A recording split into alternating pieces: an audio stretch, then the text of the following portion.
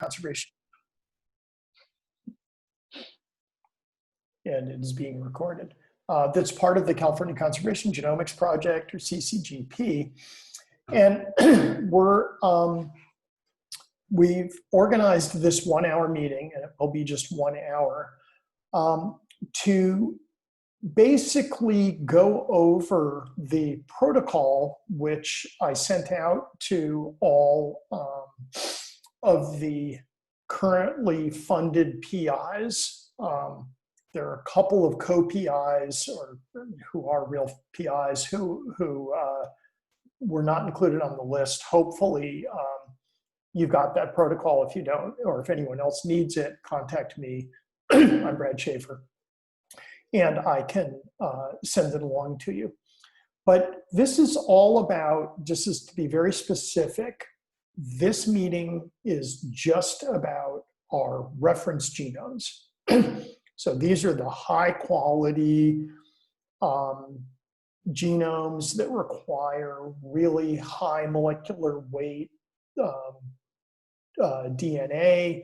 They're very fussy with respect to exactly how those tissues are harvested, how they're stored, how they're shipped.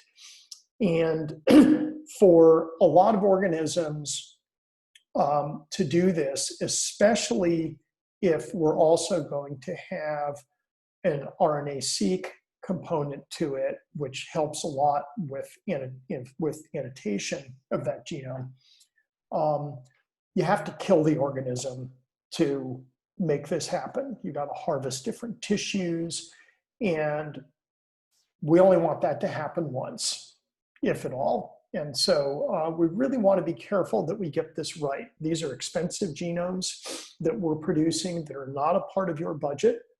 They're going to run somewhere between $6,000 and $12,000 per genome. The CCGP is paying for that. We only want to do it once, and we want to get it right. And so hopefully you've all gotten the protocol, which Shauna and Lutz put together. And everybody, all of us on our technical group, which includes Beth Shapiro and Harris Lewin, also went over. And hopefully you've read it. They're going to now go through it. Shauna's going to go through the DNA part of it and share her screen, I think, to do that and just kind of walk through it. And then Lutz is going to go through the RNA part of it, which is for the annotation. And then hopefully that'll take 15 minutes. And then for the remainder of the time, we'll open it up to questions. And please use the raise hand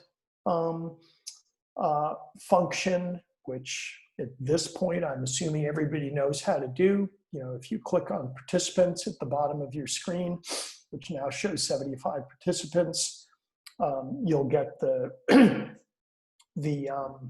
list of participants on the right. And if you do that, I'm not actually showing the raise hand function. Oh, that's because I'm a host, sorry. But for all of you down at the bottom, there will be a raise hand function. Use that. Aaron Toffelmeyer, who has set this meeting up for us, will kind of help monitor that, and then we'll just open it up to questions. Okay, but first let's go through Shauna's part and Lutz's part. And with that, I will turn it over to Shauna first. There she is. There I am. Hello, everyone. I'm Shauna. I am the Lutz of UC Berkeley. Functionally, we're both the genomics core directors at UC Berkeley and UC Davis. And we're hugely active and involved with a lot of the other UC cores. And we happen to do a lot of PacBio. So I will share my screen. It's not going to be very exciting in what I'm showing you. It is literally going to be the document that you have received, and I'm assuming that you have read. I'm not going to go through it like in detail. That would be inane. But we will go through it kind of quickly just to focus on some main points to make sure that there's clarity on everything. And then, yes, please do ask questions. That's really the purpose of this, is questions. Okay, so if everyone can see my screen, then that's great. So we really just want to enable success here so that we can have the least amount of species death possible. And we understand that it's very challenging oftentimes to go and find these different species in the field, and it's like a one-time chance every so often, and you don't want to spoil that chance. So we would like to enable everyone to be able to ask us questions now, so that we can have the best chance of actually getting a really great genome. So the general notes are kind of what I'll focus on a little bit here. So we would like you to submit a minimum of 2 samples per species. Importantly, this means from the same individual. We don't want any Franken genomes. And at this point, we can use pretty low amounts of input for PacBio. So it's not the world where we're sitting here and we have to breed 40 mosquitoes to get a genome at this point. But extractions are very challenging and they have a tendency to fail. Even if you're doing the exact same thing side by side, half of them just won't work. So we would like you to enable our success by providing as much tissue as you possibly can for the extractions. We understand that there are limitations to that, but please, as much as you can provide, and always from the same individual. The highest quality DNA samples are generally isolated from fresh blood or fresh or frozen cell culture samples. We also then would be able to get the best quality extractions from flash frozen tissue samples. So what we are asking is that you guys strive for success in the moon and try to give us as best you can. If you don't have any issues with that and you feel like you can do it straight out the gate, then great. We're asking you to basically flash freeze all of your tissues on liquid nitrogen and then ship them to us on dry ice. And before that shipping, we need you to store it at -80. Functionally, what we want is tissue to go straight and quickly into a -80 frozen state and to stay there for as long as it needs to until Lutz or I go into the extraction itself. So, I mean, that's basically what we're asking for, is to think about, we need it to be alive and then immediately frozen and stay frozen until we work with it. So that's kind of the goal. If there are issues that you feel like this is just not attainable for you, then please reach out to us directly and we can try to provide some solutions for you. Do not pool samples of different individuals. We already talked about that. We're not particularly in a world where we need to do that anymore for PacBio. Again, reach out to us if you feel that this is just not possible. Yeah, and then that's just basically give us all you got. And then importantly, we cannot accept anything that's infectious. So any infectious, presumed infectious to human samples cannot be received. I can't imagine that that is the case for most of what we're working with anyway. And then, going through the rest, we've just kind of got some outlines on different types of tissues that you might encounter. I know I've already done some conversations with people about cell cultures. I think this will be, I would imagine, be something that's a little bit less commonly needed in this particular project vein, but should yield really, really nicely high molecular weight because they are from cells. So I'm not going to necessarily focus on that because there's pretty clear instructions there. Vertebrate tissue, soft samples with a high nucleic acid content are preferable. So really, really, really tough muscular tissue can be very challenging. Something that's a little bit more tender, like the heart or the liver, or even the brain is a really great one too. We do want to focus on sterility. So to the best of your ability, we would like you to clean off the samples before flash freezing in just like a cold saline solution, if that's possible for you. If it's not possible, or if you think that you're going to jeopardize the sample by adding that step, then that's fine, but just let us know that that wasn't done. If you're going to be dissecting tissue into different kind of aliquots of that tissue, there's a lot of words here, but I think the basic point is if you're going to give us a tissue in a tube, we have to be able to get the tissue out of the tube. And you'd think this is like a common sense thing, but I cannot express to you the number of times I've received frozen tissue for PacBio, and it's just jammed into the tube to the point that I have to spend time breaking the plastic tube to get the sample out of it, and it's thawing that whole time and basically compromising the sample. So please give us small chunks of tissue so that we can, you know, choose the amounts and pull them out with forceps from a tube that's actually big enough to just dump things out and get the samples out, please. That would be lovely.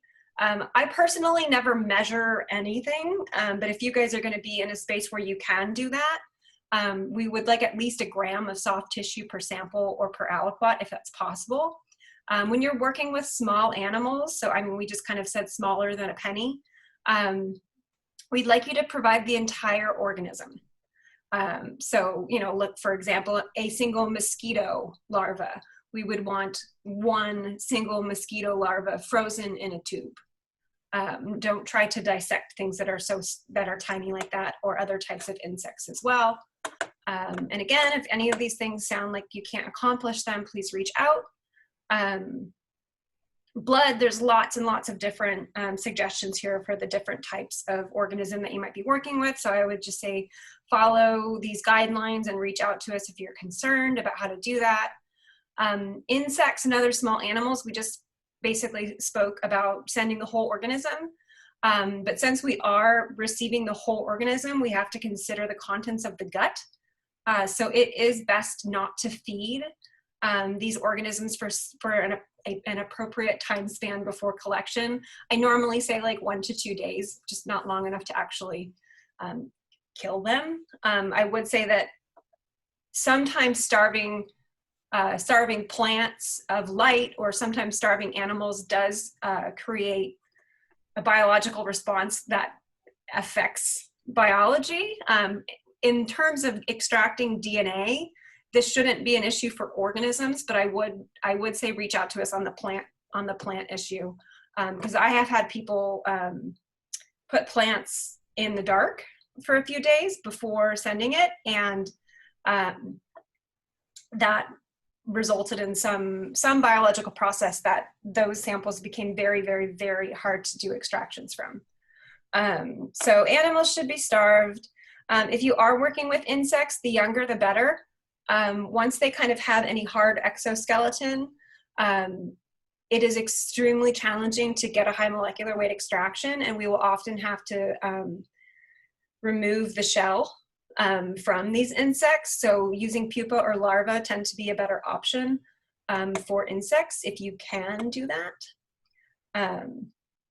If you can't, then, you know, we can work around it to we can try to figure things out to just, you know, remove the head or get the shell, you know, off of a beetle or something like that. But again, please put the whole thing in there, flash freeze it in liquid nitrogen, preferably alive when you kill it, and then store it at -80 and ship it at dry ice when we do receive it. Fish samples, I don't know why, but we are like the hub of fish here at UC Berkeley. So I have done like a lot of fish extractions.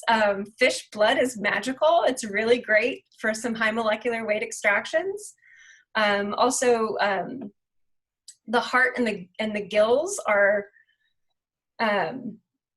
also good options. The gills have to be cleaned, however, so that would be an area where we would need that saline wash.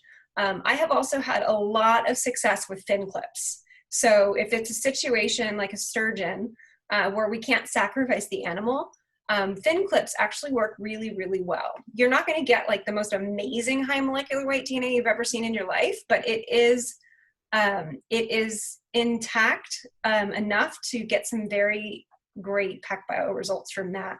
And for any type of fish that live in very cold water, my only success with them has either been blood or a muscular tissue that does have some amount of skin on it. And then plant samples, honestly, that goes, I'd say Lutz has the best experience on plant samples, quite frankly. So if you've got a plant that's kind of funky, then I would say reach out to Lutz on that one. In my experience, and young leaf tissue is always the easiest. And for that, you know, again, just pulling off some leaves, putting them into a 50 ml conical tube and flash freezing them at the bare minimum is what we need. If you can, you know, wash the leaves and remove the midrib before you do that. That should be fully doable for plants. If you forget to remove the midrib or anything like that, it tends to be okay because we can deal with that at the extraction point.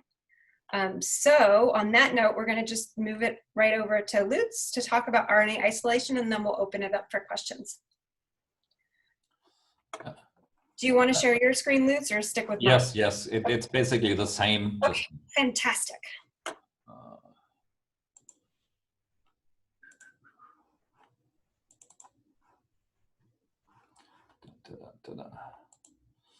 Basically the same text, a little bit bigger.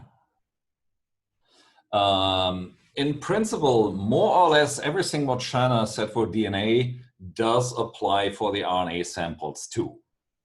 The higher quality the RNA, the more intact the RNA is, the better the data will be.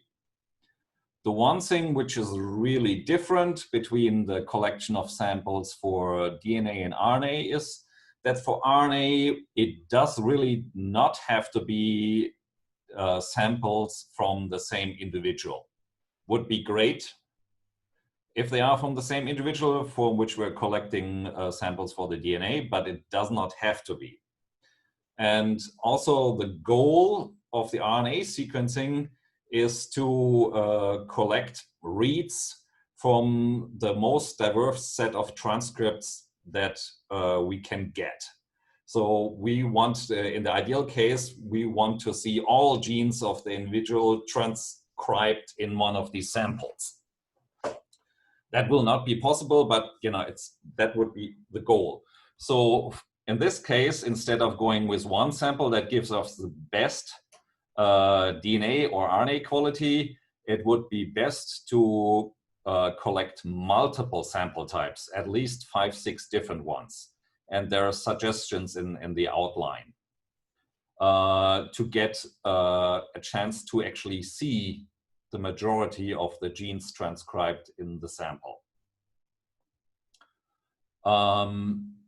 Once you're dealing with the samples, RNA is actually a little bit more sensitive than DNA with regard to destruction, but what you're doing is exactly the same. If you're dissecting animals, keep them cool, basically try to do the dissection on ice, and immediately fresh freeze the samples in liquid nitrogen, and then again store them at -8 in a -80 freezer and ship them on dry ice. It's critical that any thawing of the samples intermediate has to be avoided. So we have recommendations for tissue types. For some reason, if you're dealing with animals, brain would be a great tissue. As are testes, for some reason, the biggest variety of genes tends to be expressed in both brain and testes, but it's perfectly fine to work with other tissues. So as I mentioned, we can, this is perfectly fine to use samples from different individuals. Submit multiple samples, 2 at least, so that in case the RNA isolation didn't work out, we can repeat it. The samples should, same as for DNA, they should be very clean otherwise. So yeah, you could rinse the tissue with RNase-free water or with saline is just fine before dissecting them and before packing them. Yes, please ship the samples in small 1.5 ml or 2 ml cryovials. And the shipping address will be known in the future. That's not clear yet. Most likely they will be shipped to a lab at UCLA. Definitely, it will be a different address, not the DNA, the samples for DNA, they go to either Shanna or us. But these samples will go to a different address. So for plant samples, a diversity of tissue types would be great. Young leaves, anything which makes isolating DNA difficult also makes isolating RNA or high quality RNA difficult. So young leaves, definitely totally different set of genes, root tips, flowers, buds, seeds. These are typical tissues. In addition to that, again, remove any woody or hard parts because they will make it difficult.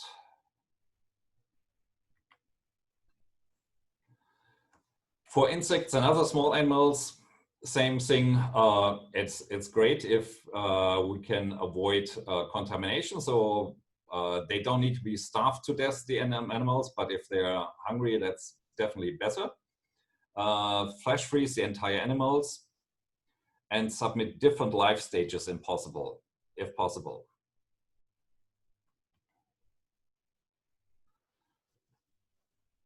This has already, everything has been mentioned.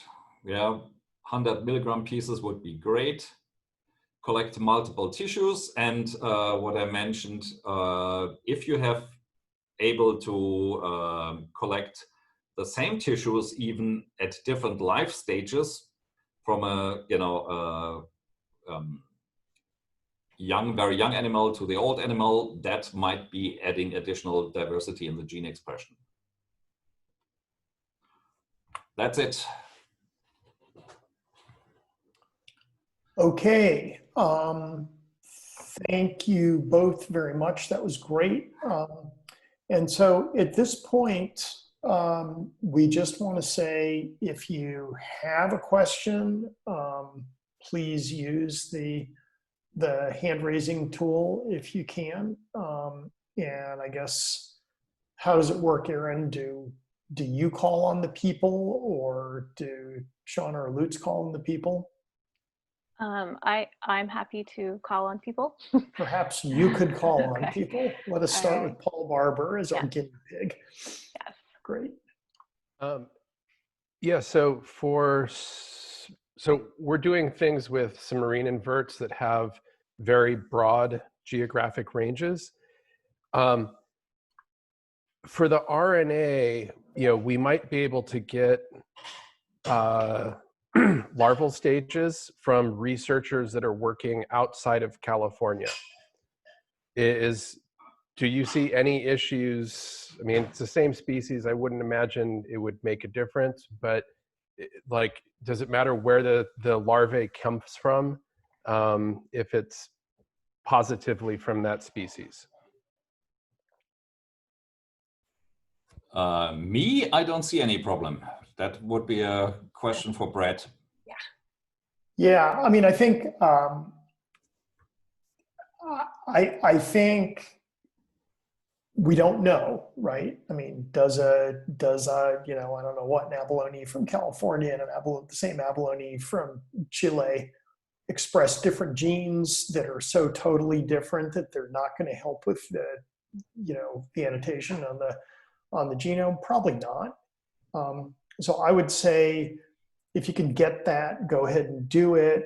And something I didn't mention is that we will be posting and sending out to everybody a sort of list of all of the little bits of metadata that we want. And so that would be a place where you would both put the life stage and you would put where it's from. So at least we have that documented. But I don't imagine it's going to make much difference.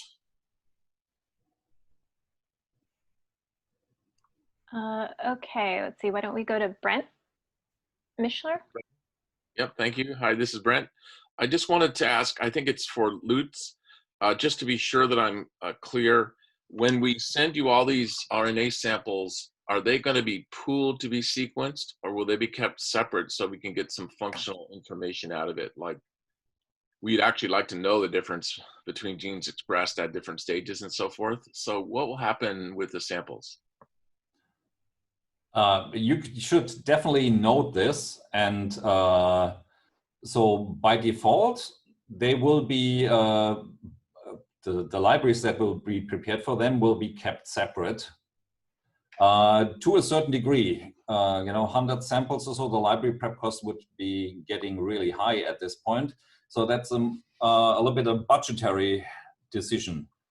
The neatest thing would be to keep things separate, and technically it's not a problem to have the libraries separately barcoded. I would assume that the total number of reads that will be generated for a species will be about the same, just split up into multiple tissues. That's at least what the budgeting at the moment says. How many samples we can do on average individually?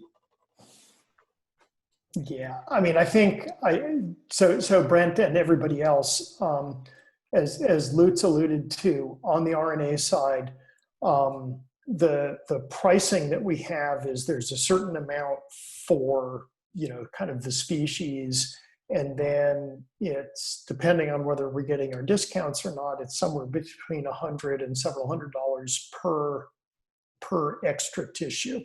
And so I think our target is probably 5, 6, 7, maybe up to, I mean, it's hard to imagine 10, but I think what we've been thinking is on the order of 5 or 6.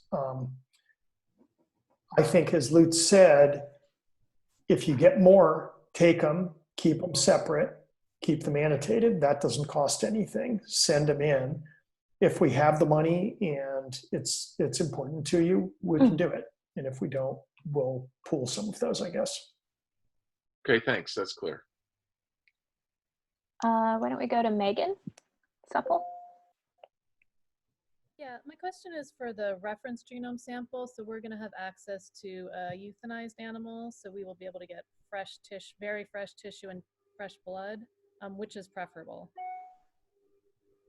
Blood. Blood, okay. Thank you. All right, how about Steve Messenger?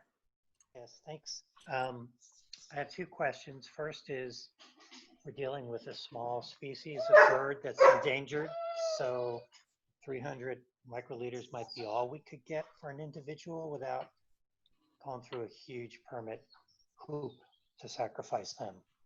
One sample that size, is that going to work? What kind of an organism is it? It's a small bird. I guess we'll find out. Lutz, I feel like, I guess we don't want to sacrifice it, right? Sorry, are you proposing to sacrifice it? You're proposing not to sacrifice it and just get blood, right? Yes, not sacrifice it, just get blood. I think that.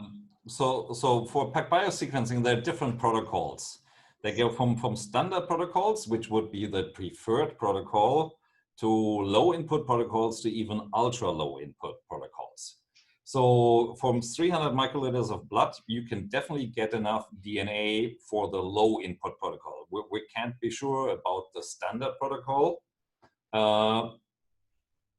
And the grade of perfection of the resulting genome assembly will vary depending on the input amounts. So possible, yes, and you will get more DNA out of there than compared to a small insect. Mm-hmm. I was going to say, if we can do a high molecular weight genome out of a single mosquito, yes, which is and probably a smaller genome size, we can probably do a pretty decent job with 300 mils of blood. Yeah. Okay, good. Because the second question. Second question had to do with permits, and I didn't know whether the center has done any kind of connections through their Cal Department of Fish and Wildlife support for this and helping with permitting processes. Brad, I don't know, maybe you have a handle. Yeah, that's on that one comes to me, and the short answer, Steve, is no. Permits are, as you well know, as those of us who work on endangered species, including federally endangered species now, permits are so individualistic and so idiosyncratic that in order, I couldn't possibly go to CDFW, to my colleagues there, and say, hey, why don't you give me a permit for an undisclosed 200 species of organisms in the state from people who I can't even list for you. Yeah, no, I recognize that. Right. I just didn't know if there had been any paving the way since then with CDFW. Say, hey, we're doing this together, guys. Help our no, I mean, partners out. I think the presumption and the hope is that, you've got your black rail permits and, I've got my Western pond turtle permits. I think the one thing I can say is that Kevin Schaefer from the department is a member of our executive committee, and Kevin can, I think if there are special issues that people need, hopefully those would be minimal because CDFW is very overworked. And, but I think we can, at least we have a good person to go to in Kevin to say, if we need help with expediting, an individual needs help with expediting a permit, it is for this project. And CDFW is very much involved in this project. We've got a couple of other folks who are on board with it as well. So I think that's the best we can do. And I think if anyone has questions on that, please contact me and I can try to help out. That is not something for Shauna or Boots. Okay. Thanks. Okay, Caroline Williams. Hi, thank you. We already have a chromosome level reference genome currently in progress using 10x genomics and high-C scaffolding. And it's been annotated with some RNA-seq data. How do we know if the quality of the current genome is sufficient and what extra RNA-seq or genomic data might be required? Thank you. Harris, do you want to take that one? Sure, I'll take that one. I think the 10x assemblies, even with the, with scaffolding methods, are going to have a large number of gaps. And so the continuity is not going to meet the standard that we've set for this project. So we can make a combined assembly that would be sort of a special project to you that would include the long reads plus 10x plus the scaffolding.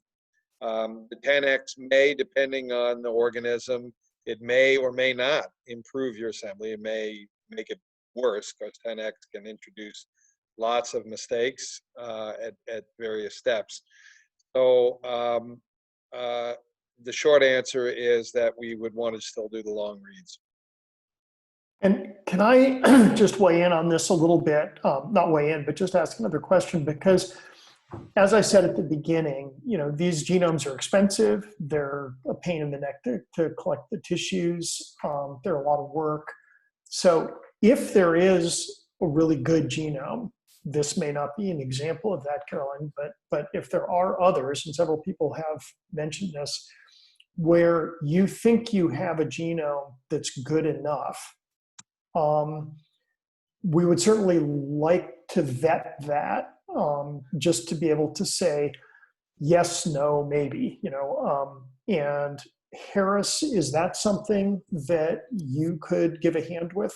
Yeah, absolutely. And we're also, anything that's in the public domain that may be on the list, we're collecting that data from NCBI using the species name, and we can see if there's already an existing reference that meets the standard. First pass looking at it, there may be 4 on the list so far that will meet the the standard for CCGP and EBP. So if you already know, then again, like yours, Caroline, it's probably not yet in the public domain, so we wouldn't know about it. So if you know about an assembly that will be the equivalent of high-Fi plus high-C, in terms of the metrics, please let us know. And if you think, as Brad said, absolutely that there's a, you know, an assembly that's been done by other methods that meets the metrics, then also let us know. Now, for that, you'll need to know what the metrics are, right? I don't know if that's been circulated, so we'll need to get, you don't have it, I see. So we'll need to get you that. Now, there's a bioRxiv paper online. Arang Ri is the first author, R-H-I-E. It's the first paper from the Vertebrate Genomes Project, and there's a table with all the metrics in it. And you can see, if you read what the standard basically is. The simple version of the standard, the simplest version of the standard that I can tell you is a minimum scaffold size of 1 megabase, a minimum contig size, sorry, of 1 megabase, a minimum scaffold of actually chromosome scale now. It was 10 megabase, but now with Hi-C, we're really looking for N50 to be basically equal to the chromosome, the chromosome size for each of the chromosomes of the species. So, and then there are a bunch of other things in there about the assignment, all different kinds of quality metrics that will be easily met by the Hi-Fi plus the Hi-C, if the sequencing goes well. So do look at that paper. It's a great paper. You'll enjoy it, and you'll see where we're headed with the CCGP genomes in terms of what is reference quality from that paper and the table on the reference genome metrics. Caroline, which organism is this? It's Chrysomela anicolis, a willow leaf beetle. Yeah. Okay. And I will do my best to send out to everybody who, the primary PIs who are on this email list, that a copy of that paper, just to help people see it. Okay. Okay, Michael Nachman. Hi, thanks. Yeah, we've got 7 bird and 7 mammal projects. And for most of these, we have samples in hand that are flash frozen, including usually 3 or 4 tissues. So liver, kidney, heart, some have testes. We could go out and do field work and kill additional animals and get fresh tissues from more tissues. How necessary is that? Hard to predict. I mean, that is already a diverse array of tissues. Yeah, it's really hard to predict. I can't predict, you know, how many genes will be visible in the RNA-seq data. Is it reasonable to say, for 20,000? I mean, is it reasonable to say just we'll proceed with what you have, and if it's not enough, there's a second round of RNA-seq? You know, yeah, certainly we could. But it'll cost more. Is one thing I was wondering, and we don't have very many projects that are really large like that, and it so happens that Michael and Rory are in charge of one of those, and Ian Wong and I are in charge of another. I think two questions. One is, does the age of these matter? So if they were collected 10 years ago and have been sitting in the MVZ -80s for 10 years, with people going in and out of those freezers, I don't know if that's true or not. Are these all brand new, Michael? Yeah, so we have some that are you know, old, that are varying ages, but for most of those, they were flash frozen in the field in liquid nitrogen and then went straight into our freezers here, and we have a liquid nitrogen storage facility here, so they've stayed cold, but they might be 10 or even 20 or 30 years old in some cases. We could choose more recent ones if that's important. What do you guys think? I don't know. I have worked with isolated RNA that was 10 years old. That was just fine. I haven't worked with tissue samples that are 10 years old. And yeah, obviously liquid nitrogen should be optimal conditions, but chances are very good that they work just fine. Just add in for I can't promise it. some of the bird tissues out of those same freezers, we have successfully extracted RNA from 10-year-old samples. So it may be, the bigger issue is that often the tissues are in the same tube. They might not all be in separate tubes. So they're layered. So that might be more of a concern. Okay, and my last question on this for Shauna and Lutz, Lutz probably in particular, is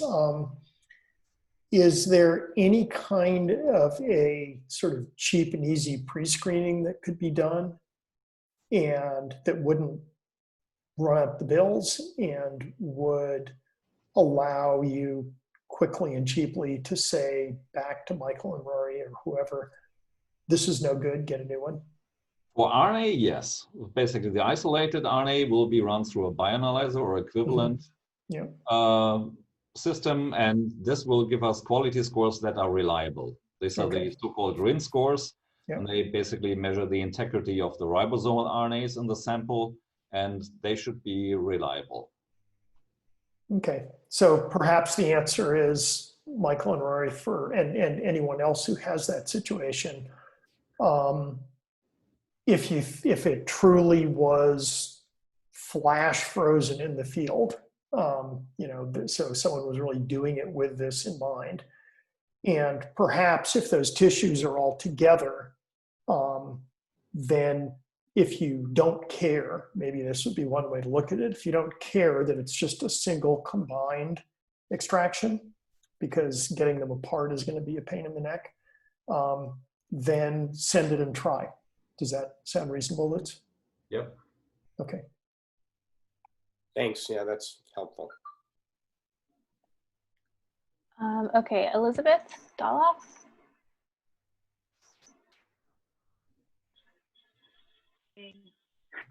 Hi, another beetle person. With respect to the RNA-seq samples, RNA-seq is often done on samples that have been manipulated, stressed, or somehow you're eliciting a gene expression response. Do you want unstressed or unmanipulated individuals, or what are you thinking with respect to the RNA-seq sampling protocol? Diversity, so if you have both. Okay, and you also wanted the diversity of life stages if possible. Okay, thank you.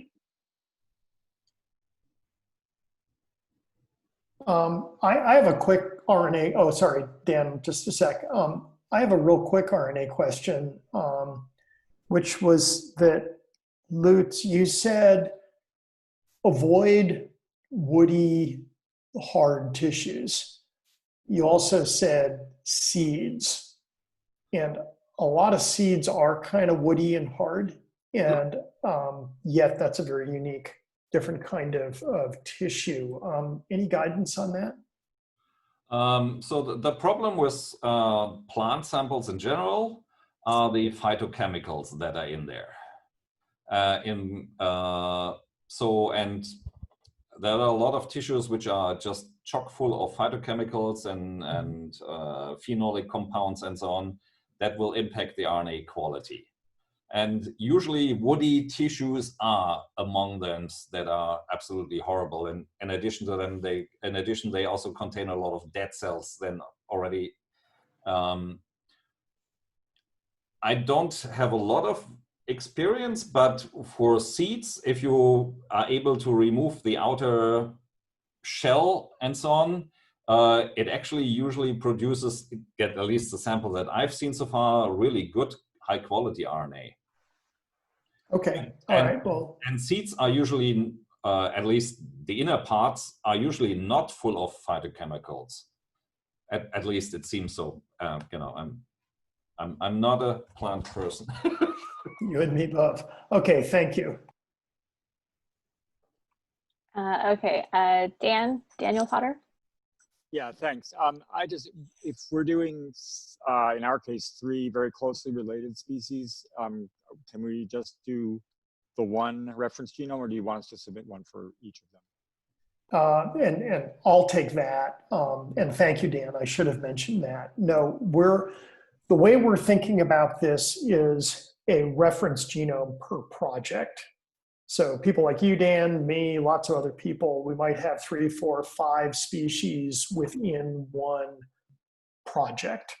And one reference genome, and then, you know, presumably they're all closely enough related that we can map stuff back to it. If you have an issue where you're not sure about that, or you're worried or something, certainly you can contact me and Victoria, and we can try to give you some guidance on it.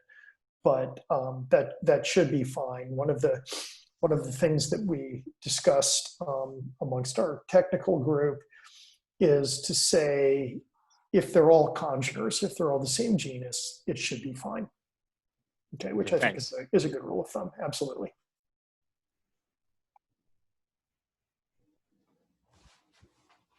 Any others? Any others? Any others? Yep.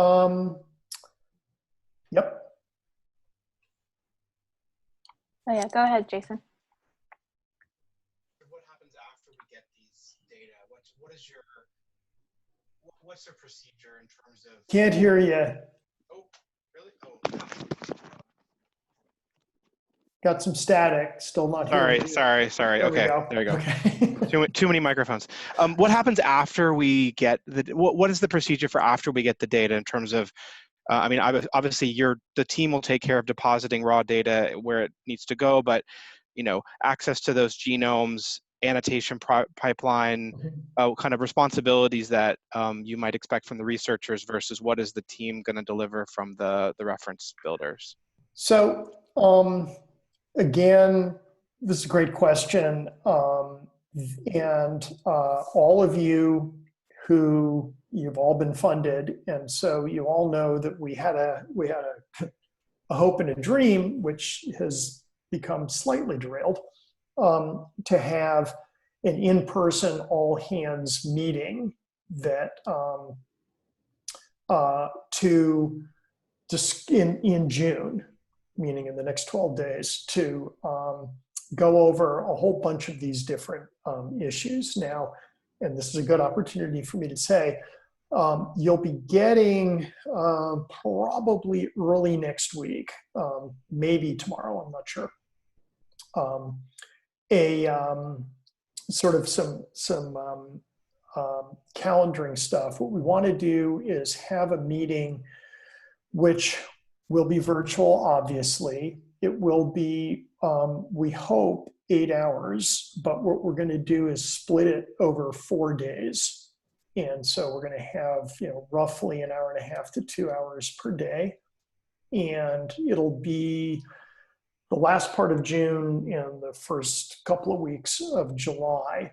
And we're going to have an informatics meeting, you know, one of the sessions. We're going to have a field sampling to see if we can get folks working together on field sampling session. We're going to have several of those. And so I think that'll be the place to be really discussing some of those issues, okay? Because that's the idea on that is going to be to get all the PIs together to make sure that we're all more or less on the same page, okay? Great, thank you. You bet. Let's see, Brent Mishler. Yes, just a quick general question on timing and scheduling of these. I know you don't want all this at once, and there's no way you're going to get all this at once anyway, even if you wanted it, but over what time period are you hoping to get these samples? And this is for the reference genomes, remember. Only, yes. The reference genomes only. The same question for the RNA, but. Right, for the reference genomes and the RNA. I think that the first thing we have to do is be able to get into our lab. Then we have to be able to establish a protocol for where the DNA is going to be shipped and where the RNA is going to be shipped, if indeed, as Shauna said, those are two different places. That, my guess is getting that set up will probably take us a couple of months, something like that, with reopening, because we're still not allowed back in our labs. And I think if we could get those done soon, we have, we have our sort of our basic pipeline set up. We've identified a person who's going to be assembling those genomes, and that person is in the hiring process right now. So I think we'll be really ready to roll on that probably in 2 months, honestly. I don't know, something like that, 6 weeks, 2 months.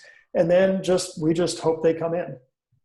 So I think this definitely should be done, within the next 9 to 12 months, depending on field seasons, if people have to go out and get new stuff. But I think the sooner the better.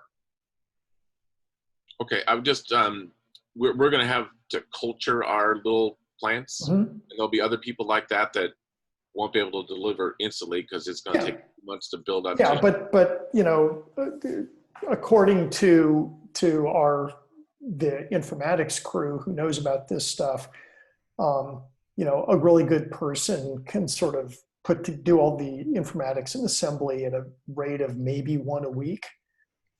So, and we're probably going to have a couple of people doing that. So, if you're in the tail end, you're in the tail end. If you're in the front end, you're in the front end.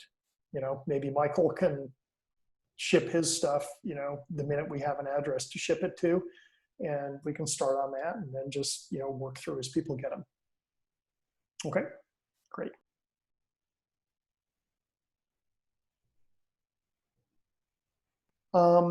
Any other questions here, folks, or comments?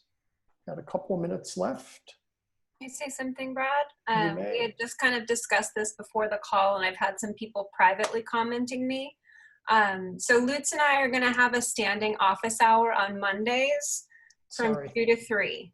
So this is not your only opportunity to ask us questions. So provided that is useful and attended, coming up on Monday, you can find us from 2 to 3. And so someone will send out kind of that standing link. It'll be attended, because if nothing else, I'll just log on and coffee with Brad. Okay, thank you very much. And, folks, when you think about this, when you think about the fact that Shauna and Lutz have helped organize this, have written that protocol, are giving their time in those office hours, they're not getting paid for this. This is just work they're doing because they believe in the project and they want to enable success. And so I speak for everybody in saying how much we appreciate your involvement in our technical committee and helping us make all this happen. Okay, I think we're basically there. If you don't have Shauna and Lutz's emails and you can't find them for some odd reason, you can certainly email me and I can shoot them to you. And Shauna, the office hours, what will be the format of that, do you think? I mean, I know we just talked about it, but will that be a kind of a Zoomy thing, or will that be just emails, or what do you think? That'll be a Zoom. I made one, so I'll just send out a Zoom link for everybody. Just log in, ask your questions as though you could walk in the door. Fantastic. Kind of an open forum. And then I would say on the emails, I know that Lutz and I get probably hundreds of emails a day. So if you are emailing, please put CCGP in the subject line so that I I can focus on responding quickly. Very good. And if you email me or any Harris or Aaron, please do the same, because we all get lots of emails and it's just really easy to lose them. And I would say if you do email us and you don't get a response back, in a day, at least this holds for me, send it again, because if I haven't answered in a day, it means it's gone. Yeah, just keep Okay. harassing. Just keep, that's right, Doing keep it. nagging. Keep going. Okay. On that then, I think this has been a wonderfully productive hour. I thank you, everybody who joined us and stayed with us. I particularly thank Shauna and Lutz and Aaron for setting this up. And think hard about getting those reference samples together, and look hard for a scheduling thing, like I said, either tomorrow or probably no later than Monday, to be scheduling up our first real big sort of all hands meeting, where hopefully we'll work through a bunch of these things and turn it into hopefully a big team effort. Okay. So thank you very much. I think we're good to go. Thanks, you guys. Bye. Bye-bye. Bye.